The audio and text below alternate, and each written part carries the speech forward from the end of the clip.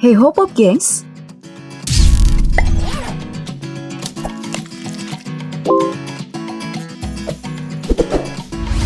Buat kamu yang doyan makan buah dan sayuran kayak aku, mungkin gak pernah nyangka kalau dulunya nih, hampir semua buah yang kita kenal sekarang, seperti pisang atau semangka, bentuknya jauh berbeda loh. Mau tahu seperti apa? Yuk langsung disimak sampai habis. Kita mulai dengan buah yang disebut-sebut sebagai buah tertua di dunia. Soalnya, buah ini sudah ada sejak 8.000 tahun sebelum Masehi. Buah yang cocok dimakan oleh penderita insomnia karena kandungan vitamin B6-nya ini ternyata ya dulunya dipenuhi oleh biji yang keras dan besar loh Pop gengs. Nah, seiring berjalannya waktu, manusia membudidayakan pisang hingga pada akhirnya bijinya jadi kecil dan gak keras lagi sehingga bisa langsung dimakan. Kini lebih dari 100 juta pisang dikonsumsi setiap harinya di seluruh dunia. Karena ya selain karena enak, juga sebagai sumber karbohidrat yang baik, serta menyediakan potasium dalam dosis yang besar. Hal ini juga nih yang buat pisang menduduki peringkat keempat sebagai produk agrikultur setelah gandum, nasi, dan jagung. Apakah kamu salah satu penyuka pisang? Baik, selanjutnya kita pindah ke salah satu tanaman dengan penghasil karbohidrat yang terpenting di dunia selain padi dan gandum. Petunjuk-petunjuk arkeologi mengarah pada budidaya jagung primitif di bagian selatan Meksiko, Amerika Tengah. Telah ada sejak 7.000 tahun lalu. Tapi ya, dulunya itu bentuk jagung berbentuk kecil, lebih besar dikit deh daripada padi. Kalau mau dibandingin dengan jagung saat ini, besarnya mungkin skala 1:1000 kali ya. Semakin besar ukuran jagung, maka kandungan gulanya pun semakin tinggi. Makanya, selain dikonsumsi manusia dan hewan sebagai pakan, jagung ya juga laris diubah menjadi pengganti gula. Alhasil, di seluruh dunia nyaris panen jagung bisa mencapai 8 triliun kilogram per tahunnya. Soalnya, jagung bisa digunakan juga nih sebagai pengganti etanol.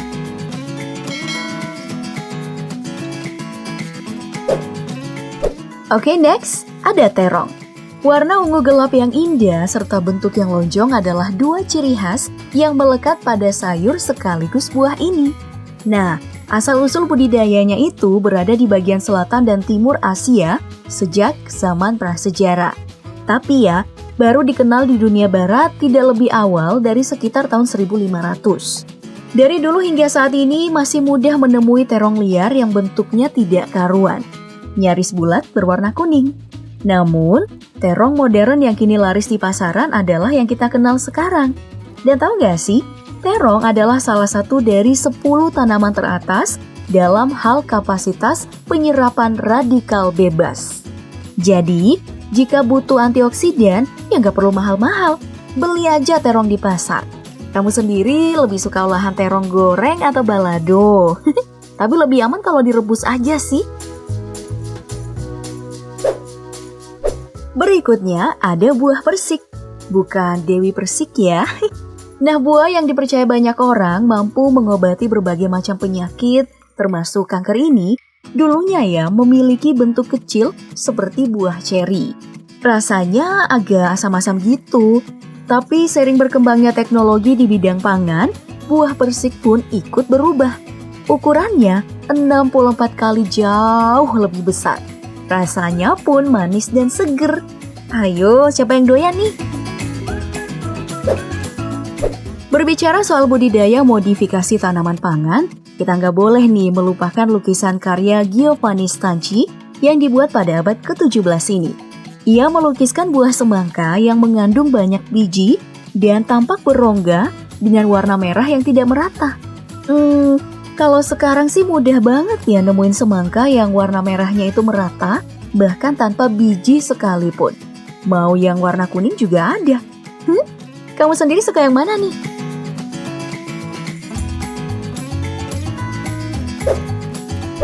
Well, selanjutnya ada wortel, sayuran yang identik dengan makanan kelinci ini pertama kali dibudidayakan di Persia pada abad ke-10. Orang zaman dulu ya memanfaatkan wortel itu sebagai obat untuk beberapa penyakit. Dan dulu, Warnanya itu cenderung putih dan dipenuhi akar-akar tipis. Tapi kalau sekarang ya, kita kenal wortel modern itu berwarna orange. Ya, meskipun sebenarnya di negara lain masih terdapat varietas wortel selain orange. Ada warna kuning, merah, dan ungu. Wah, keren ya. Kira-kira rasanya masih sama nggak ya? Sama halnya dengan wortel, pada zaman dahulu, sayur kol atau kubis lebih banyak dijadikan obat ketimbang dijadikan olahan makanan. Soalnya bentuknya juga sekilas menyerupai tanaman hias, kecil dan gak begitu berisi. Kalau sekarang udah dibudidayakan, jadilah kol yang padat akan daun, yang laris manis dijadikan menu diet serta pengganti nasi. Begitu pula yang dialami oleh tomat nih. Buah yang memiliki kurang lebih 7.500 varietas di seluruh dunia ini ya, ternyata pernah ditakuti oleh orang-orang Eropa. Hah? Jadi si tomat ini dipercaya beracun dan bisa menyebabkan kematian. Selain karena bentuknya dulu yang emang gak secantik dan menggoda seperti sekarang, selama 200 tahun pada akhir abad ke-19, sebagian besar orang Eropa menghindari mengkonsumsi tomat. Nah, tomat ini baru mulai mendapat kepercayaan dari orang banyak pada tahun 1880. Karena belakangan mereka baru menyadari bahwa dulu penyebab tomat dituduh beracun karena orang Eropa menggunakan piring pewter yang terbuat dari campuran timah. Yang jika bercampur dengan tomat yang mengandung kadar asam alami sangat tinggi, memang bisa menyebabkan racun. Nah, kalau sekarang mah rasanya bakal nggak enak makan tanpa tomat. Setuju nggak? Dan sebenarnya masih ada banyak lagi sih buah dan sayur yang bentuknya itu beda banget sama yang kita kenal sekarang. Seperti apel yang dulu juga seperti buah ceri bisa dimakan sekali hap, ini udah gede dan baru habis setelah beberapa gigitan. Buah stroberi juga kayak gitu tuh. Dulunya kecil-kecil, tumbuh liar di pegunungan. Sekarang bentuknya jauh lebih besar.